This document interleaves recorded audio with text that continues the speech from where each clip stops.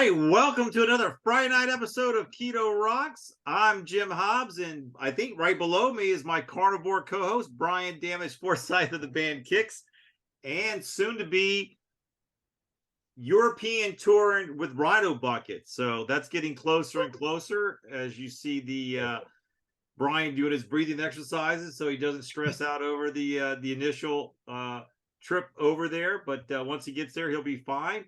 But we got a returning guest tonight, along with his better half, who's also going to share. So for you ladies out there, we're going to give you a lady.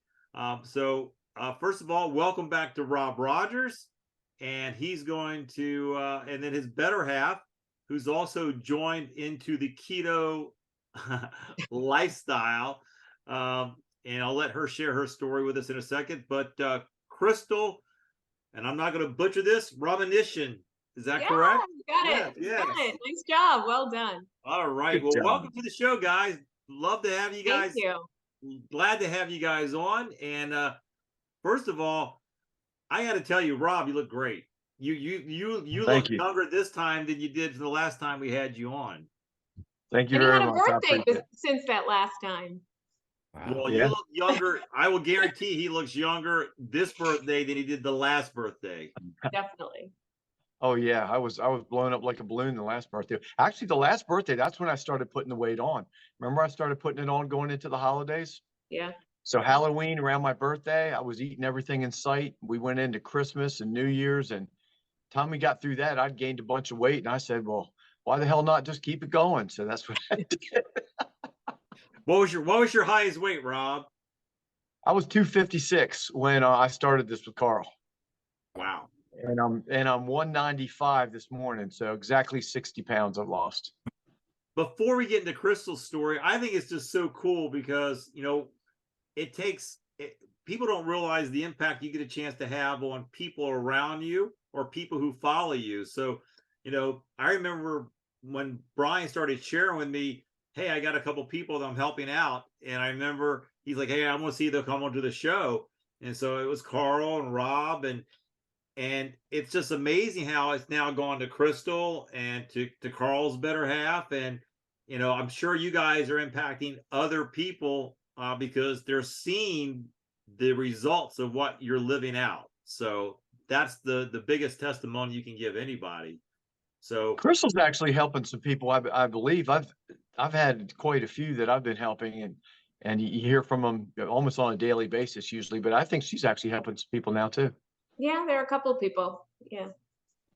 So Crystal, tell us what made you go ahead and go, all right, Rob's doing it, I'm going to try this, but I don't think I can do it, because the reality of it is most people, when they hear us talk about intermittent fasting and no carbs, no sugar, they just go, it's impossible. So why don't you tell from a feminine perspective, what made you decide to do this and how hard was it to make the transition? Well, truthfully, I was one of those people that said, I can't do this. I moved here to Oklahoma. Rob and I live 1,000 miles apart now and have for 7 months. I've relocated and trying to get him out here soon, but he drove me out here at the end of April and dropped me off at a campground in our RV. And somewhere along that 1,000-mile ride home, he decided he was going to completely flip his life around and become, the picture of health that you see. And I didn't hear about it actually for a couple weeks. I think he was kind of giving it a test run first before he shared that with me. He and Carl were talking, and Carl was his motivator. So when he told me about it, I thought, okay, well, that's a little crazy, but good for you if you're doing it and it's making you feel better, and that's great. And so he did it, and he came to visit a few weeks later, and there was such a significant change that I thought, okay, well, there's something to it. And again, a month later after that. So it was a couple months he was into it. And at some point I thought, I'm not going to be the only fat one in this relationship. So I better do something now, because he's going to move out here in a few months and I'm really not going to like that situation. And I say that sort of half jokingly. The other part of it was that I really wanted to support him, and I didn't understand what he was doing. And the result he was getting, all the things he was talking about, I couldn't relate to it. So I thought, well, let me give it a try now before he gets here and see if I can be supportive when he gets here. What does cooking look like? What is this crunched little time frame? And so I started doing it, and I got some of those same results. I kind of did it half-heartedly in the beginning and kind of put it into full gear in August. And it was amazing. I got the same things, all the benefits, not just the weight loss, but all that other stuff too that you all have talked about so many times that I've heard on your videos. And when you go and you do something that's outside of the lifestyle of kind of the low carb and you really feel it. I've heard Brian's story about the cookies, and we've all done those things, and it doesn't feel good. So I sent her that link. She said something about cookies, and I said, "Oh, he got sick from cookies." And I went and found the episode and I sent it to her, and she was dying watching how you guys had almost killed yourself with these cookies. But we can totally relate to it now. So it was a combination of wanting to lose weight myself. My story goes way, way back. And I can touch on that at some point, but wanting to lose weight myself because I had reached probably the highest I've been since I've been with Rob. And then being supportive and, a little competitive too. So that's where it all came from. So Crystal, so you're talking about, you've been up and down as far as weight goes. When you go visit a physician or a doctor at some point, did they give you the standard rhetoric of the eating the low fat speech that they give everybody about following the American standard diet and make sure you pull the skin off the chicken and limit your amount of eggs? And so why don't you share? Eat lots of whole grains. For sure. And oatmeal. For me, my struggle started way, way, way back. I was 8 years old when you started seeing the difference in pictures. And at 15, I was diagnosed with polycystic ovarian syndrome, which for me, or if for women, it means my estrogen is lower and I have an incredible amount of insulin resistance, and it makes it very difficult for me to lose weight. So the weight I had gained, it was very difficult to take off, and it makes it really easy for me to gain weight, even eating kind of what the average person would eat. So I up and down my entire life. I did the crazy diets because I had 20 years of medical records of a doctor who was obese herself, ironically, that would say, try Redux, try Weight Watchers try Overeaters Anonymous. I did it all, literally, and exhausted everything. And fast forward 10 years, 12 years, and I'm pregnant, I got put on bed rest. And without being able to limit my food in the crazy ways I had before, the white rice diet, the honeycomb cereal diet, I did them all. And they were successful, not healthy at all, but I lost weight every time I did them as a teenager. But being put on bed rest and not limiting myself because I wanted my baby to be healthy, I gained so much weight. And I was 310 pounds when I gave birth to my son. And I couldn't lose any weight. And so you men don't necessarily understand. You certainly understand challenges of gaining weight and having some difficulties. But for me, with the polycystic ovarian syndrome, I just couldn't do it. And a few years after my son was born, I had gastric bypass surgery. And that gave me a tool to help me lose weight. I lost about 150 pounds.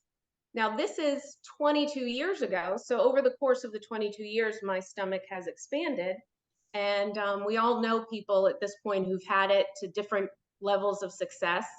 And now I gain weight like everyone else when I overeat. And it takes me a considerable amount of effort to lose it. So this lifestyle made everything change. I mean, it was incredible how different this go round with losing weight was compared to in the past.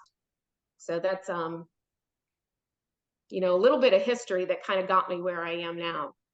When you were doing those other fad diets like Weight Watchers, did you find yourself that you were starving, like you were, because you were thinking about food, like, oh my gosh, I can't wait to eat my next portion? Yeah, I think as you're eating the meal, you're thinking about what you're going to have at the next meal. I mean, right? We've all done that. I'm quite sure. And I had a catering company, and I was a personal chef, so I love food. I love everything about food. I love what it represents. It's how I show people I love them. So food in my family has always been a really, really big thing. So when I would try to restrict things, it was just every moment of that stretch of time, however long it was agonizing. You know, it was, I was hungry, I was grouchy. I still had all of the same, you know, arthritis in my knees and in my fingers, and all of those things still existed even when I lost weight. Now, this is quite different. The benefits far outweigh. I'm not hungry when I do it this way, or for the last 6 months, I haven't been hungry. Um, I don't have any inflammation in my knees, in my fingers. I mean, those things are amazing. I used to get headaches every single day. I'd wake up with a headache, and they're gone magically. You know, I'd go through bottles of Excedrin like they were Tic Tacs, and I don't anymore. So yeah, there are so many other benefits that this way of eating is different from the last way or all the other ways. So did you just go straight into the intermittent fasting, jumping in the 16 to 20 hours in between meals, or did you gradually build up to that? Because I'm interested, because most people, if you did that, kudos to you, but tell everybody the process, because I want people to understand that once, I mean, it sounds crazy that we're saying, and she's saying it as well, but you'll be surprised how easy it is once you get yourself to that position. Yeah. And Rob, you did a cold turkey. You just jumped in at 20 hours, right? You kind of jumped in. You didn't ease yourself into anything, if I remember right. No, I just did it. That's the way I do stuff. But Yeah. it was pretty miserable for this first 4 or 5 days. And you talk about Excedrin, I was ripping through because I had horrible headaches. But I was putting in a ton of caffeine in my system, you know, and a ton of sugar. I mean, I was drinking sodas, I mean, like a chain smoker, you know, I mean, just one after another after another. Coca-Cola is like my favorite thing on earth, you know, and I mean, I don't drink them anymore. Well, I haven't in the last 7 months, but yeah, so I had that whole sugar deprivation and the caffeine withdrawal and everything all at one time. Yeah. So I knew that he had dealt with some of that, and they, you know, they have different terms for it. And I do the same thing as Rob. I'm a kind of jump in the deep end person. So I just went all out in the beginning. I fortunately didn't have the caffeine addiction that Rob had, so I didn't go through those kind of withdrawals. I actually felt so good that first week that it was easy to continue it, because almost immediately the headaches stopped when I cut out the sugar. Almost immediately my hands felt better in the morning. I didn't have to kind of rub my hands to get my fingers going. And so it was very different, my experience. And that got me to continue and stay motivated to keep that 20-hour. I also, you know, my job, I like taking late lunches. So I didn't usually eat lunch until 1 o'clock. And if I ate when I got home, it made it easy to stay in that 4 to 5 hour window. So for me, it was an easier thing. And I, you know, it's just me and my dog, so I don't have to cook for anyone or work around anyone's schedules or deal with snacks for school. So I will say that, you know, it was probably easier for me because of some of those things. Yeah, it's you know, I'm just thinking we record this show on Wednesdays, and it's the last day of No Carb November. And Brian, has it been a pure smooth selling month of November for you? Yes. Yes. In fact, it's made it way easier. I don't know. Did I share that last week? Yes. Yeah. Like usually I, you know, going through the airport when I'm traveling or something, I'll have to, the Quest bar in the back of my mind, thinking, oh, I'll just grab one of those just in case. Those kind of things. This time it's because it was just no carb November. It's like, oh, I don't even have to like argue with myself about that. Well, how was Thanksgiving? How was the entree and the side dishes for Random Lady for Thanksgiving? You were going to do prime rib just for you, and then you realized, oh, last minute I better make her some asparagus or some side dishes. So how did that turn out? I'm trying to remember. Yeah, she had asparagus. Did she have a potato, maybe? Sweet potato? Maybe. Yeah, maybe I got her a sweet potato. I forget. But actually, my trip got canceled. I was going to be at my sister's house, and I was actually willing to eat turkey this year, but I wasn't going to eat any of the sides. But it's always weird when you're at somebody else's house and you're just sort of eating the one thing. And usually when I'm there, I think in the past years, they had turkey and I just bought a steak and grilled it. But so being home, it was a lot less pressure in that area. So how much of that huge 3-bone, 4-bone, 5-bone prime rib that you pulled out last week did you eat? Did you devour? Oh, it's gone. All right, so all of it. Yeah. That's a silly question, right, Brian? That was a pretty big prime rib. I mean, it was pretty big. How many bones was that? Ribs was that? Well, there weren't. It didn't have. It was Ribless. It didn't. Yeah, it didn't have the ribs in it, so I couldn't count them. But it was a nice width. If he didn't eat it all, I'd just go in the leftover bowl. Have you ever looked at his page, Crystal? Like some of the meals and stuff that are on there? I don't think so. I don't think I have, unless it's one that you're sharing.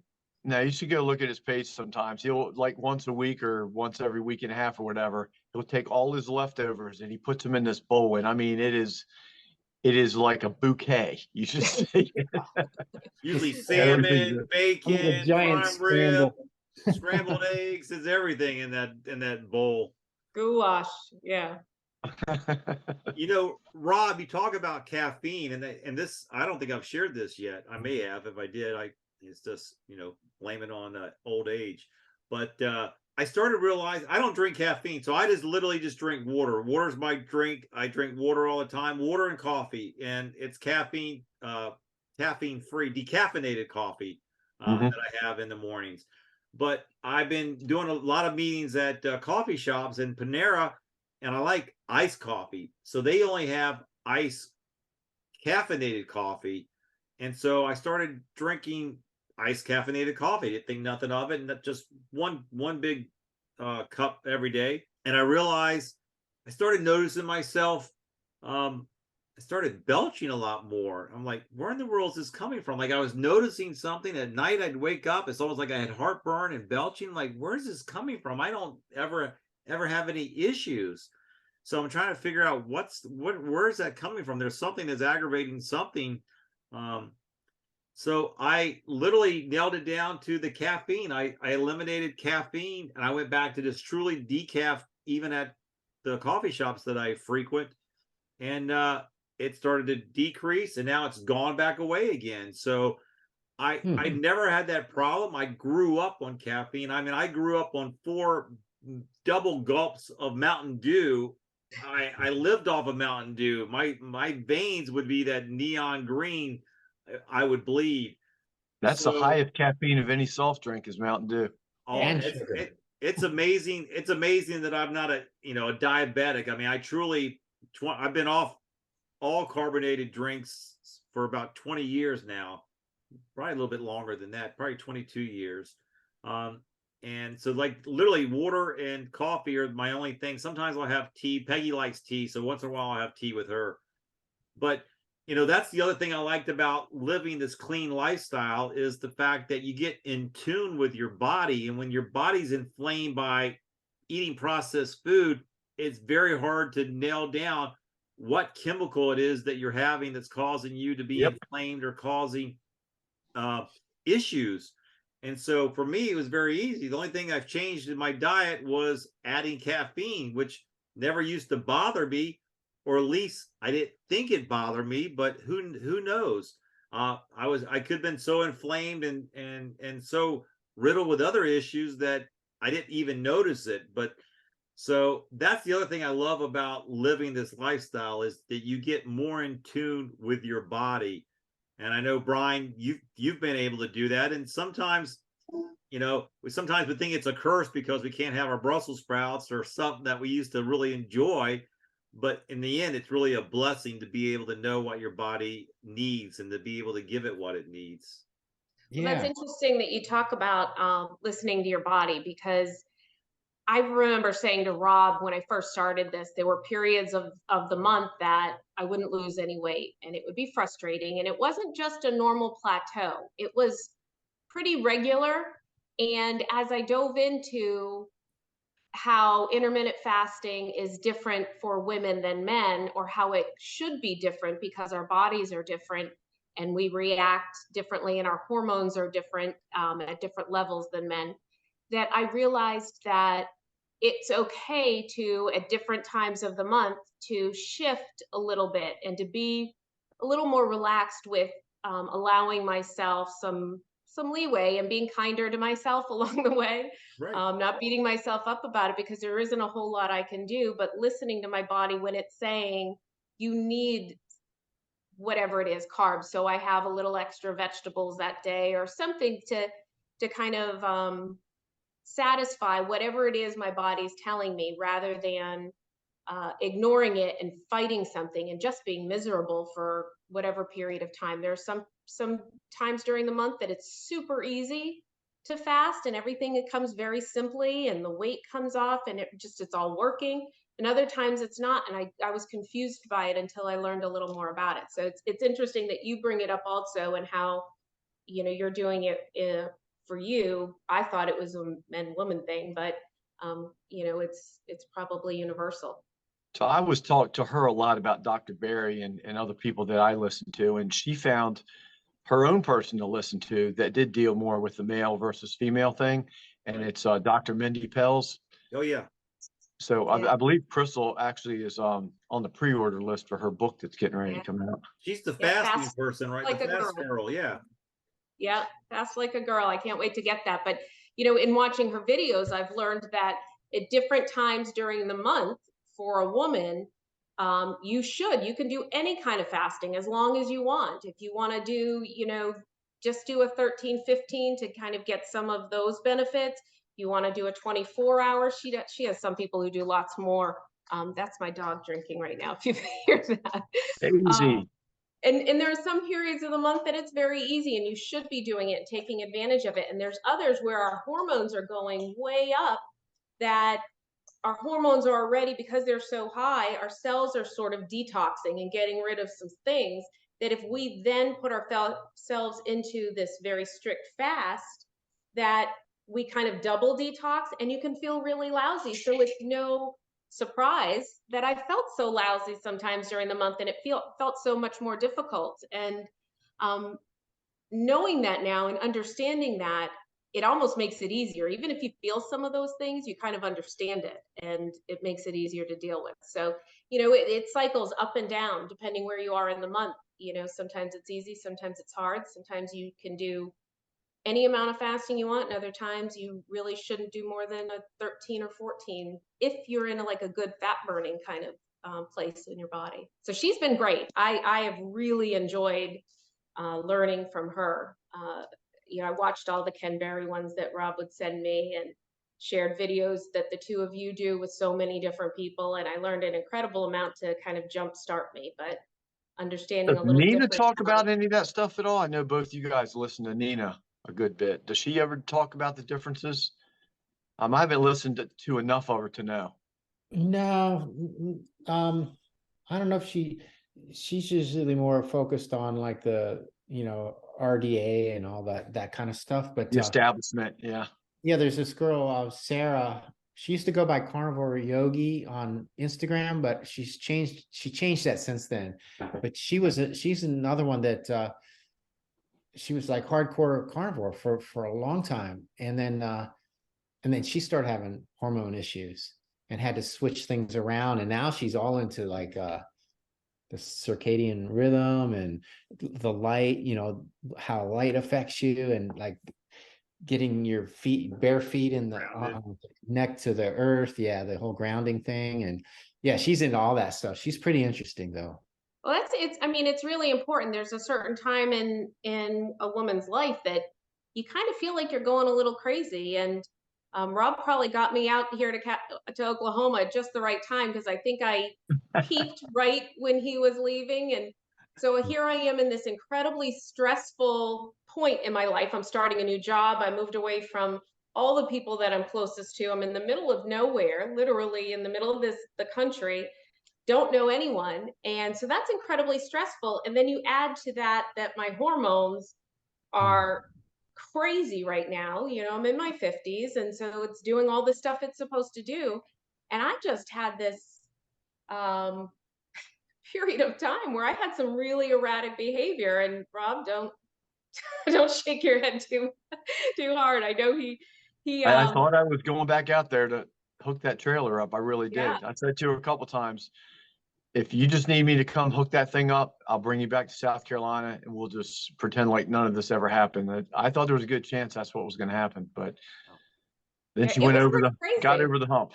Now, Crystal, my reactions to normal things weren't normal anymore. And so doing this in that fasting period where around 20 hours or whatever, this other switch goes on or 17 plus, I think it is, where this, what is it called?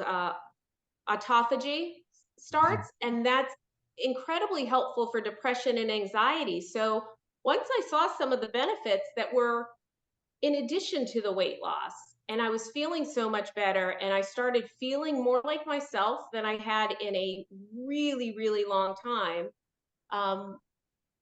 Just the depression and the anxiety things in the middle of this crazy was super helpful. And so I get all of the, approaching things from a different perspective and being willing to listen. I know that all of you do a very carnivore centric type of thing. And I'm one of those people, I just don't care for protein very much. And that's a terrible thing for this kind of lifestyle. So I force myself to eat protein in some different ways and in little bits when I need it, and try to fit in other things as I can so that I can have a little more balance and enjoy things. I don't want it to be miserable. I still need to enjoy when I am eating. So, Crystal, have you ever gone to somebody in regards to like hormone replacement? Because my wife Peggy definitely can relate to your story, because she went through that phase fairly early, and it wasn't until we found somebody who could do the hormone replacement that she felt human again. Because she'd have, her heart would accelerate. Yeah. She'd be tough time to sleep. You're cold, you're hot. Your brain fog that you have, like she felt like she's like, I don't even think I can think, like I can't think of anything. And it's like, you're gonna have to think for me. And and that's tough. That's tough what you women have to go through. And it's tough on you guys too. We get angry when you call us on it in the middle of it. It's not the right time to call us on that stuff when we're in the middle of one of those erratic moments. But it's a lot when you're used to someone acting a certain way and all of a sudden they're acting so completely out of character. And it's not until we figured it out and can step away from it and look at it from the outside that I think, God, I was acting a little crazy. Like I give Rob a lot of credit for putting up with me. He probably wouldn't have if we were under the same roof. It was a good thing we were so far separate. But I did see a doctor over the summer, right as I started kicking in this, getting more serious about doing the keto way of eating. And we talked about it. And I said, well, I'm going to try some things. And in combination, I felt so good so quickly that at my visit a month later, I had lost 15 pounds in that first month of being serious about it. And I felt so great. She said, are you serious? She said, most people, it takes a while. And I said, no, I feel really good. I said, I don't know that I really need a whole lot more. I don't need more than what I'm doing. So let's just continue this and we'll check in, next year and see how things are going. So it was so drastic that it shocked me for sure. And I think at one point Rob said, "I have Crystal back. I thought I lost you for a while." Well, that's good. And I think, understanding that food is more than just satisfy your appetite, that eating the proper food literally is the proper medicine that we should be all taking. And by integrating intermittent fasting along with looking at food as fuel, and knowing, like, everybody's not the same, Crystal. Like, I'm glad you're being transparent and saying, hey, look, I'm just never been that big fan of a protein, so I have to pick my protein and pick my spots of when I'm going to incorporate that into my lifestyle. Luckily for me, and I think Brian and Rob too, Yeah. men love steak. I mean, most men love ribeye, and so the bloodier it is, the better it is, except for Rick Parks, and he needs to be looked at from a different perspective, and find out why that is. But the reality of it is we're all different, and the reality of Right. it is we got to understand that. And so it's nice to be able to come at it from that perspective, as opposed to being a rat on crack with the sugar and thinking that, all you can think of is give me processed food, give me candy bars, give me this. And we become a addict to big food and big pharma, because they want us to be addicts. For sure. You follow the money. That's the way it's always been. And this is no different from that. Absolutely. Yeah, Rob can eat the same meal every day. And I think he has for the last 7 months. I mean, he has his big steak and usually some sort of seafood, and his breakfast is the same. And that truthfully concerned me, because I thought, I can't do that. I don't even like eggs that much. So that's a challenge in and of itself. And I don't want to eat the same thing every day. And so over this period of time, I've really been able to figure out things that I can eat that I think Rob will enjoy too. So it can work for both of us at the same time when we're together. And we've gone on trips and things like that, and it works. It surprised me. I was a little skeptical that it would, because we are so different in our approach to it. That's when I knew she was really starting to pay attention. I was probably doing this for a couple months, and I think I was scheduled to go out to Oklahoma for something. She started telling me about all these keto type dishes, like, I'm going to make such and such, and there's no carbs in it. I'm like, no carbs? What are you talking about? She says, yeah, and I'm going to do this, and this doesn't have any carbs, and this one doesn't have any carbs. And I was like, sounds kind of like a Thanksgiving feast to me without the damage, No offense. And I was just like, and she was paying more and more attention. Then the next thing I knew, she was off to the races. Yeah. And she dropped her weight quick. She probably lost more weight than I did, because I lost 60, but it was over like 6 months or something. She lost 40, and I'm going to say she did it in like 4 months. Yeah, the crazy thing is, I weigh now what I weighed in 6th grade. Which is like amazing to me, that I never thought. I remember in 6th grade how humiliating it was. And in our age group, when we were kids, you got weighed in front of everyone in the class. And, I didn't enjoy that at all. It was humiliating and embarrassing, and it made me sad to have to wait. And so it's stuck in my brain. Those numbers have stuck in my brain. And It's funny you say that, because in 6th grade, we all got weighed. uh-huh. And I don't remember anyone's weights except one boy. His name was Eric Jones, and he weighed 220 pounds. And to this day, I remember all of us going, oh my God, Eric Jones weighs 220 pounds. That was the kid that I told you was bullied me the whole school year. Yeah. And the last day of school, I finally had enough, and I took my Hot Wheels lunchbox and I beat him up in the hallway. Yeah, well, I'm sure that there are probably kids in my class that remember Crystal weighed 132 pounds in 6th grade. Also, I'm quite sure of that. And I'm a few pounds over, but I'm quite sure that by the end of 6th grade, I weighed 140, which is where I'm at now. So but I'm probably in a smaller size because I'm so much taller than I was in sixth grade. Well, she's So a size 2 now. She was a size 10 when she started this, which Wow. I isn't think, it's not a the huge size to pictures, start with. The 10 is typical for a lot of women that I know, but she's a size 2 now. I think if you go back, one of the pictures that I sent over, I think I'm bigger than a 10. It was exactly a year ago. It was November of 2021. And I think I'm probably more of like a 12, maybe. When I saw the picture, I didn't realize it. It was kind of shocking that, I knew that I was heavier. I have this sort of, when you're heavy your entire life, fat, obese. I mean, I was 300 pounds. There's no other way to call that. But when you lose weight, I don't see myself the same way as some other people. I still see a much, much heavier person.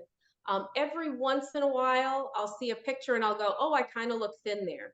But there's no way I see my clothes or I see me in a mirror and I see someone who's a size 2. When I see someone else on the street at a size 2 and I go, holy moly, they're really thin.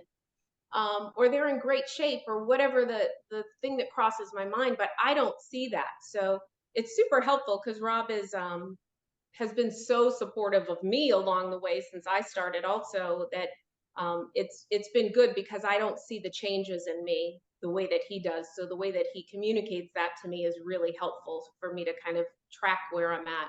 I just don't see the same thing that most people. She was pretty slim when we got together. We got together in the very beginning of 2020, the end of 19, beginning of 2020.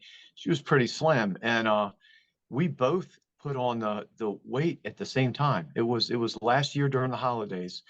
And Crystal she mentioned this earlier, but she used to be a professional chef. I mean, this girl can flat out cook anything. I mean, she's done it for a living. And so I always ate good over here, and if I didn't have portion control and pay attention to what I was doing, I'd pay the price. But last year during the holidays, we were just both putting it away. And there's a picture that I sent you months ago, Jim, and you had it on one of the episodes, and it was me and Crystal and another girl between us named Natasha. And Natasha was, she's a family member. She was going to Clemson to get her master's degree at the time, and she lived with us for about 4 or 5 months. And that picture was Easter this year. And you can see in the picture, we were both at our top weight in that picture. That was kind of our starting point. So that was Easter. And then I took you out to Oklahoma the end of April. I came back May 1st or 2nd or 3rd, somewhere in there, and I started on May 5th. But Crystal's always making stuff, and she doesn't force me to eat anything, but she's really good at saying things like, at 8 o'clock at night, you want some popcorn? You don't have to have any. But I'm going to make myself some popcorn. I don't want to put you on the spot or anything. I'm like, hell yeah, I want some popcorn.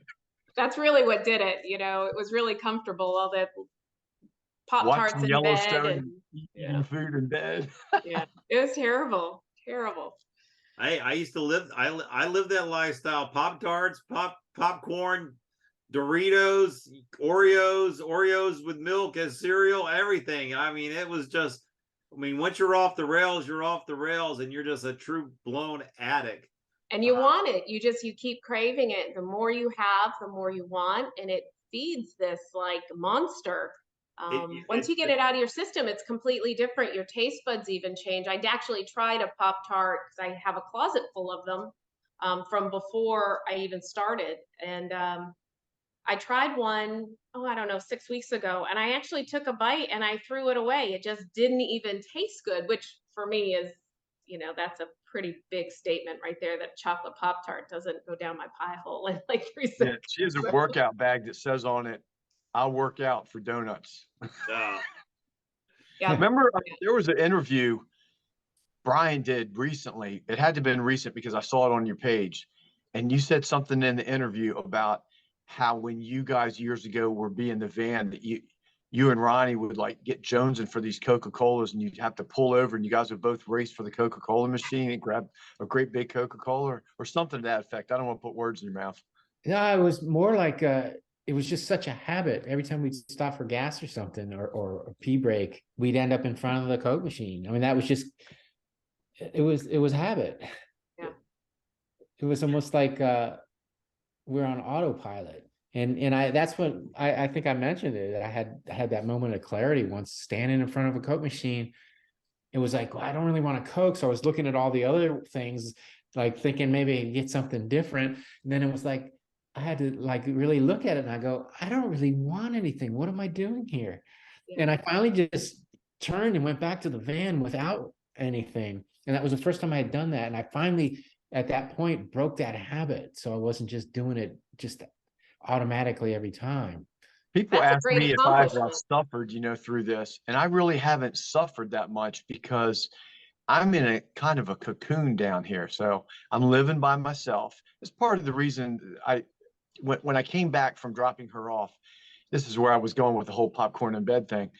I knew that I'd be able to control what I'm doing and not be tempted by anything else. So I knew I'm going to be on an island now. So I believed that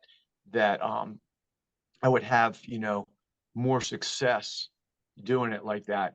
But I didn't really suffer because I'm not the kind of guy that's out in bars or hanging around town or, have a ton of friends around all the time, this, that, and the other.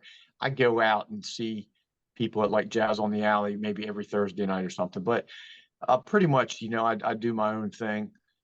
But I would tell you that the worst for me is still to this day, 7 months later, I hate passing McDonald's.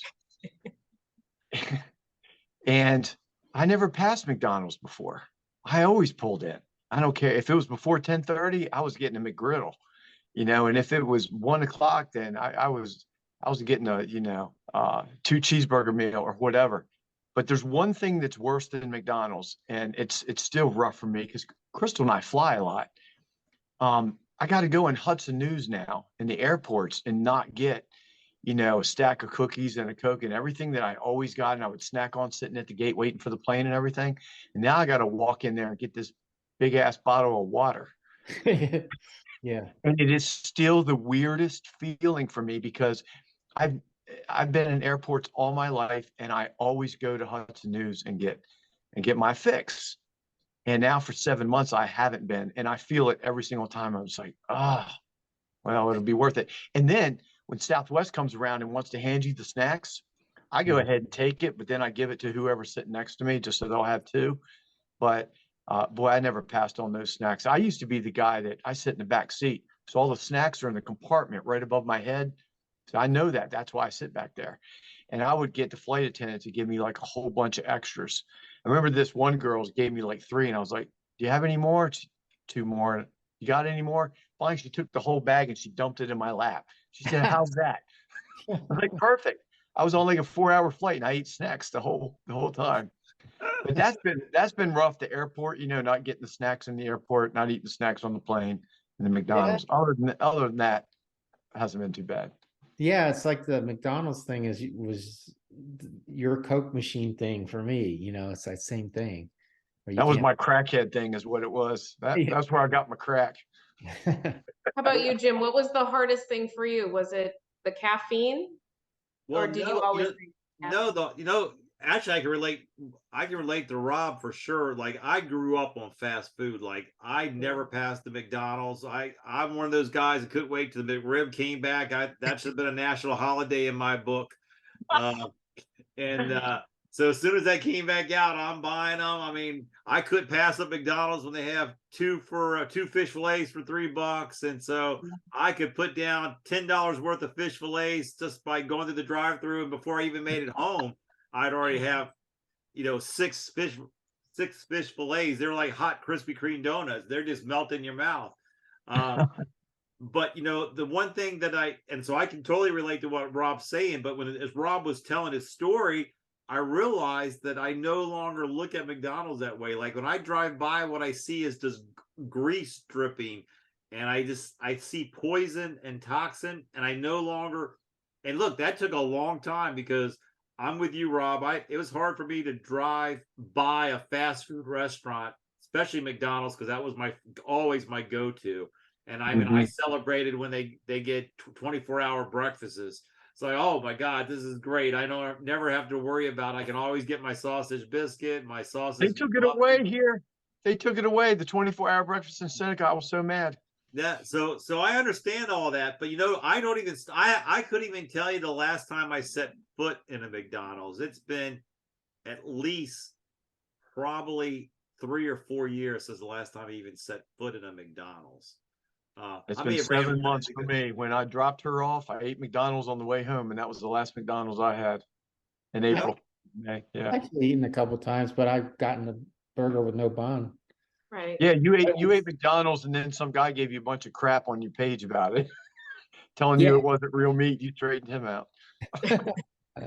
Well, hey Brian, you posted an article today about we're talking about fast foods and talking about the obesity epidemic. You posted an article today about what Big Pharma's doing to cash in on this obesity racket that they've created.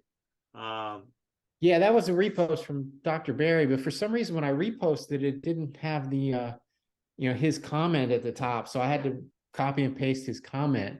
So it kind of looks like it was my comment, but it was actually Dr. Barry's. So yeah, they're trying to come up with a fat pill. Was that the thing where you're talking about Pfizer and all these different companies are all kind of fighting to get into basically the diet pill market?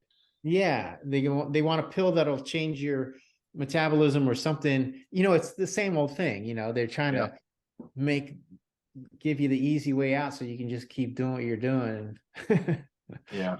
And who knows what effect that's going to have on everything else in your body, You know how to cook, and Jim's a real good cook too. I think most guys, Carl's a good cook too. Most guys I know are at least basic cooks. They can work the grill and all that kind of stuff. But I can't cook anything. So that was another thing I forgot to mention about the learning curve is I had to get with Crystal on the phone for everything. I did not know how to do anything. I was completely helpless. I mean, like a little baby helpless. I had to all I knew how to do was boil eggs. Now I make great hard-boiled eggs, okay? I know how long the eggs to get, how long to let them sit so that the peel's going to come off real easy. I'm great at boiling eggs, but You can do scrambled eggs too. yeah, I can do scrambled eggs. Too. But I literally was on the phone with her to have her walk me through step by step how to bake the chicken. I had no idea. And it was great because it was almost like a little appreciation training. I think because he was like, it's like all day long. You're thinking about, and then you have to cook it, and then you have to clean up. And I'm like, yeah, that's like what we do. And that's what, in a maybe a traditional type of household are the ones that probably most of us grew up in. Our moms cooked and our dads, after dinner went and sat down, and whenever she complained how tired she was, no one understood it. And I think he got a little bit of a, oh, I get it now. I see that you women work pretty hard in the kitchen. And yeah, I mean, my entire life, other than in my 20s when I was single and running wild and bartending at Hammerjacks and stuff like that, if you take that out, from the time I was 25 or 26 years old, ever since then, my entire life, I've been married. And I've always been with people who just took care of all that stuff. And I never had any interest. And so it's hard for people to believe like literally how little I knew, but I knew absolutely nothing. So yeah, Crystal had to help me a lot in the beginning. And then she's right. It was like, this is a lot of work. Like all just getting everything together and then doing it. And then it's a half hour for me to eat it. And I got to clean up the whole kitchen. And then I turn around and it's time to do it again. And I was just like, wow. I don't know how she did it. Forethought to take things out of a freezer, and then the thought, all of it. It's a oh yeah, because I process. ran You have into to that. always be thinking. Yeah, I'd use something up and forget to take it out of the freezer, and then when I was ready, it'd be frozen. I was like, I forgot again. I was like, it's not quite how to put it, little but kid, learning how to do something when you're 5 years old or something. It's pretty bad.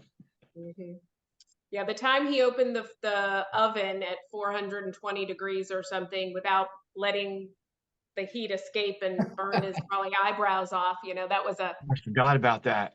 That he was was awful. so angry. Yeah, I was on the phone with her when I did it. I didn't know. I probably never used an oven, and I was like, okay, it's at 400, and I grabbed that thing and went.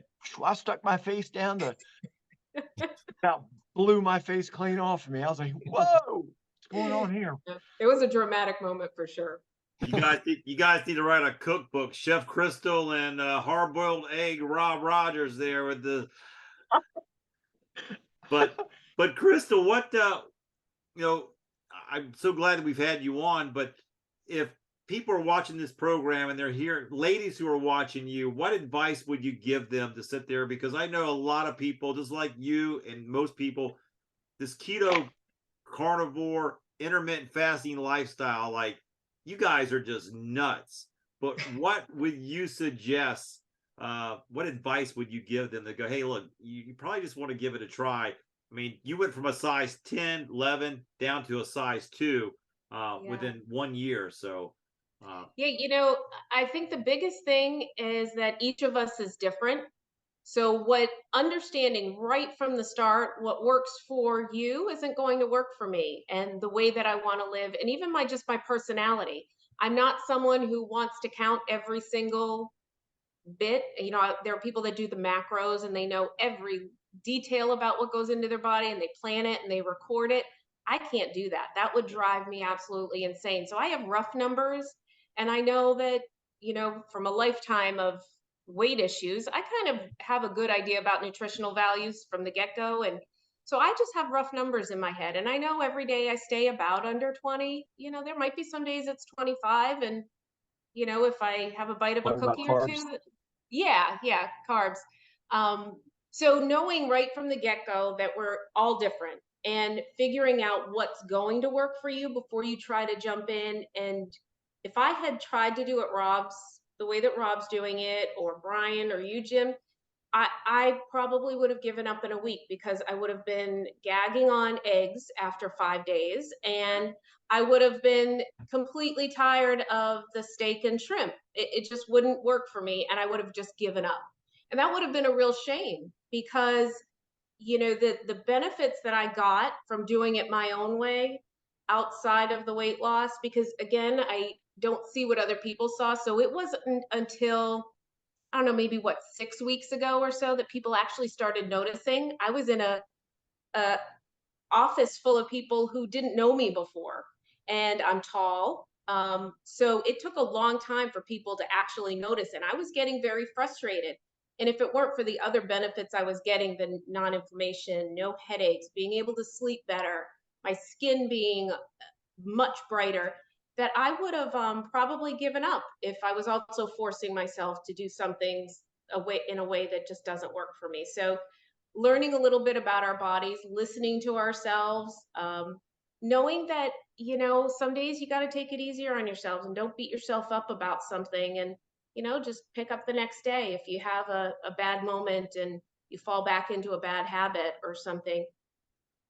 For me, I did it a couple times, and the negative effect of not feeling so good, or not being able to get a good night's sleep after that, has mitigated that in a lot of ways. But, you know, we all got to be kinder to ourselves, and so figuring out what works for you, and kind of letting that lead you, rather than what someone else is doing by the book, you know. Remember when I came out that one time and I drank all those diet Pepsis at the Oh Toby yeah. Keith restaurant, Yeah. and the waitress just kept bringing me more and more, and I was drinking them down, and I was like 2 days, wasn't I, before I was right again after that? You did I not felt feel like too crap. good. Yeah. But fortunately, like Jim was saying, it was easy to identify what the culprit was. You know, we were eating chicken wings, and he was drinking a lot of Diet Pepsi. I don't generally drink soda either. I'm mostly water. Um, so, you know, poor We knew Rob what. had the after effect of that one, and so it was easy to know what it was from. Yeah, you're right. Jim mentioned earlier, when when you're eating, 15 different things and your body's loaded up with carbs, you don't know what it is, which item it was that went wrong. But when we eat this way, we sure do, because we get off path a little bit, and it's pretty obvious. One of the times that I came out to visit you, you had champagne, and it was some different brand that we've never drank. And the champagne usually that we get is some kind of brute, and it's got almost no carbs in it whatsoever. This was something different, but whatever it was, it really messed me up too. And it wasn't just that evening. The whole next day, I was like holding my stomach, and I was telling her, I said, I don't even want to go anywhere. I feel like absolute crap. But we knew that that's what it was, because it was the only thing I had really done different. right. Yeah. She And you said, well, I'm learn not buying those. that brand anymore. Yeah, that memory is one that sticks with you. You know, you were saying you now It's a when you cookie pass by memory. McDonald's, It's you Brian's cookie memory. yeah, exactly.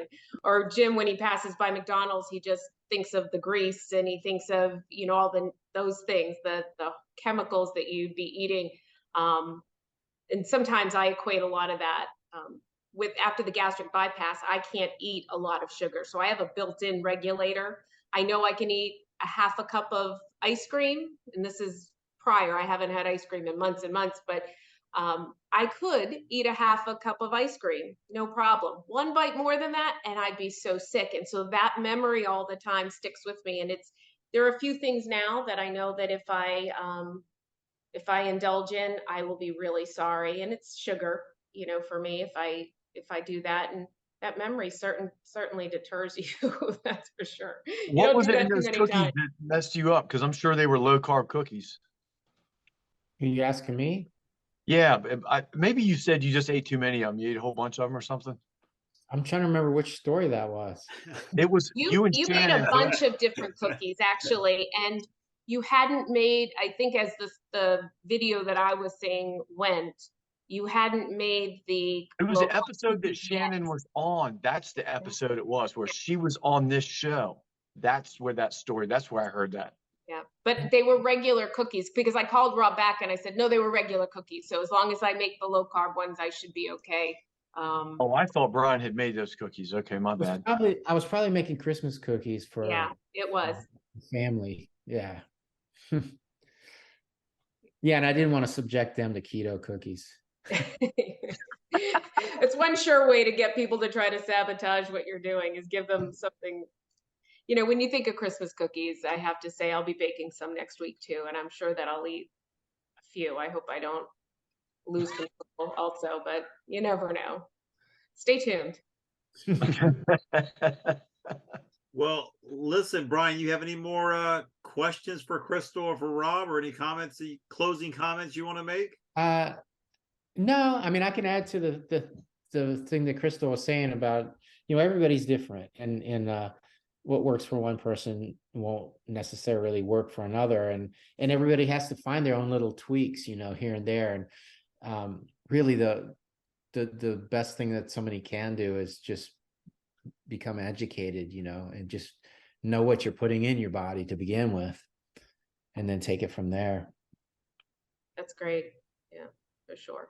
Yeah, I'm Brian, so pleased to have met you guys. I've been hearing the stories, I've been watching videos, and it's such a pleasure to actually meet you both in person tonight. well, thank Yeah, you. I've seen pictures of you from what Rob posts. So Yeah, I saw the wonderful one in the purple outfit that was supposed to be my Halloween costume that appeared on the last video, and I thought, what the heck? Didn't realize that one was going to be He coming said out I had there. full permission to post all of them, so He might have taken a little bit of creative freedom giving you that one, but it's all right. well, thank you for taking time out of your day and joining with us and sharing your journey with us. And you know, that's what this is all about, is everybody sharing their journey. Everyone at some point has to take the first step, and when you can keep progressing forward and moving forward and start to see the lifestyle that you're living, how it manifests as health in you, and you share that with other people who haven't taken that first step yet, it's such a great thing to do. So I'm always honored and appreciative that you're willing to come on and share that story with people, because if it just encourages one person to go ahead and take that next step, it's going to continue. So thanks for joining with us this evening. Well, I'm so grateful to both of you because I think that you collectively with Carl also inspired Rob, and Rob has done that for me. So I appreciate all of the support that I've gotten through Rob, from both of you also. And of course, Rob's always my number one cheerleader. So I appreciate that too. Well, good to have you back on too, brother. And thanks for always for your insight and for your participation and for your sharing as well, and the people that you're impacting. So thanks for doing all that you're doing. Well, thanks for having us. We appreciate it. No problem. And Brian, I'm going to ask you the one question that Brian used to tell people to eat keto cookies, but he tells them to do something else now during the holiday season. What would you tell them, Brian? I would say eat your meat. All right. Well, hey, Kix. So, what's the latest on Kix before we close up? What are you guys playing next, or what's happening? What's the latest? We're just giving Jimmy some room to recover, and his doctor's he's going in for his like a rehab thing, just to make sure everything's working. So he's waiting. He's just gonna wait till the doctor says it's okay. Gotcha. Xmas is off, right? Yeah. All right. Well, listen, we thank everybody for tuning in with us. Make sure you stay well, stay safe, stay kind, and stay out of that hospital. Have a great week, everybody. We'll see you. See y'all.